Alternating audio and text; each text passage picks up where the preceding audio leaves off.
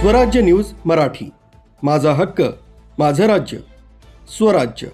अंधाराचा फायदा घेत रस्त्यानं पायी फिरणाऱ्या महिलेच्या गळ्यातील सोनसाखळी अज्ञात चोरट्यानं खेचून पळ काढल्याची घटना शुक्रवारी रात्री 10:30 वाजण्याच्या सुमारास नाशिकच्या उत्तमनगर येथील एका हॉटेलसमोर घडली. या प्रकारामुळे परिसरातील महिलांमध्ये भीतीचं वातावरण निर्माण झालंय. चेन स्नॅचिंगचा संपूर्ण प्रकार सीसीटीव्हीमध्ये कैद झालाय. शैलेजा पवार यांनी पोलीस ठाण्यात तक्रार दाखल केली.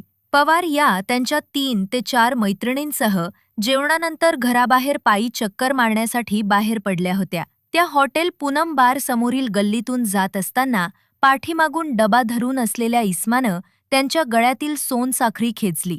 या झटापटीत सोनसाखळीचा काही भाग खाली पडला आणि उर्वरित भाग घेऊन चोरटा पसार झाला. तर या प्रकरणी अज्ञात चोरट्याविरोधात अंबड पोलीस ठाण्यात गुन्हा दाखल करण्यात आलेला असून पुढील तपास सुरू आहे. ब्युरो रिपोर्ट स्वाती शेलार, स्वराज्य न्यूज मराठी, नाशिक.